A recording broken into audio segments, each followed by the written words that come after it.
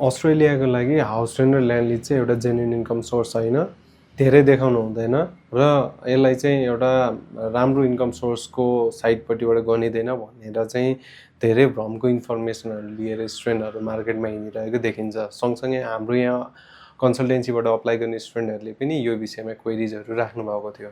तर तपाईँहरूले के बुझ्नु पर्यो भने तपाईँको प्यारेन्ट्सले होल्ड गर्नुभएको प्रपर्टीहरू कुन एरियामा लोकेटेड छ, कतिको रेन्टको भोल्युमको एक्सपेक्टेसन राख्न सकिन्छ, एज पर द्याट तपाईँले देखाउनु भयो भने it will be easy for you to provide with different kinds of supporting documents.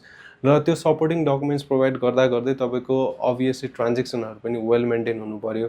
तपाईँले एग्रिमेन्ट जोसँग गर्नुभएको छ त्यो एग्रिमेन्ट वाइज तपाईँको ट्रान्जेक्सनहरू राम्रोसँग रिफ्लेक्ट भएको हुनु पऱ्यो। यदि तपाईँहरूले हाउस रेन्ट र ल्यान्ड लिजको ट्रान्जेक्सन गरिराख्नु भएको छ, एग्रिमेन्ट तपाईँको प्रपर छ र तपाईँको चाहिँ एउटा हेल्दी ट्रान्जेक्सन्सहरू मेन्टेन भइरहेको छ भने obviously continue with the same process है, तपाईँलाई खासै अप्ठ्यारो पर्दैन हाउस रेन्ट र ल्यान्ड लिजको इन्कम देखाउँदै गर्दाखेरि।